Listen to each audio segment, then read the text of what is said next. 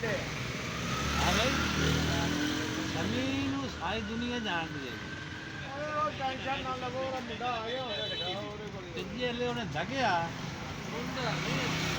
ਆ ਗਿਆ ਉਹਨੇ ਆ ਗਿਆ ਸਾਨੂੰ ਨਹੀਂ ਪਤਾ ਉਹਨੇ ਦਗ ਤੇ ਬਾਹਰ ਕਰ ਲਿਆ ਚੱਲਾ ਸੋਹਰਿਆ ਆਹੋ ਜਾ ਤੂੰ ਹੁਣ ਅਕਰਮ ਦੇ ਬਾਰੇ 'ਚ ਤੂੰ ਹੁਣ ਗੱਲ ਕਰ ਨਾ ਜਿਹੜੀ ਕਰਨੀ ਹੈਗੀ ਫਿਰ ਤਾਂ ਹੁਣ ਮੈਂ ਉਹਨੂੰ ਸਾਰੀਆਂ ਕਰਾਂਗਾ ਤੂੰ ਨਹੀਂ ਸਾਰੀਆਂ ਨਹੀਂ ਹੁਣ ਜਿਵੇਂ ਅੱਗੇ ਗੱਲ ਕਰਦਾ ਵੈਸੇ ਉਵੇਂ ਕਰੇਗਾ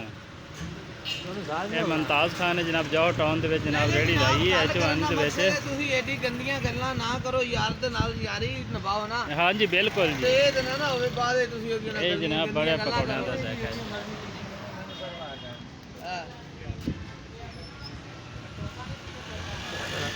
ਹੁਣ ਕੀ ਹੋਇਆ ਉਹਦੇ ਕੋਲ ਪੈਸੇ ਨਹੀਂ ਦੁੱਧ ਵਾਸਤੇ ਤੇ ਫਿਰ ਇਹਦਾ ਕੀ ਮਤਲਬ ਹੈ ਬੰਦਾ ਉਹਦੇ ਬਾਰੇ ਗੰਦੀਆਂ ਗੱਲਾਂ ਕਰਦਾ ਹੈ ਨਹੀਂ ਨਹੀਂ ਦੁੱਧ ਪੀਣਾ ਤੇ ਹੋਰ ਕੀ ਨਾਲ ਖਾਣਾ ਕੱਚੀ ਕਰੀ ਹਾਂ ਕੱਚੀ ਕਰੀ ਨਾਲ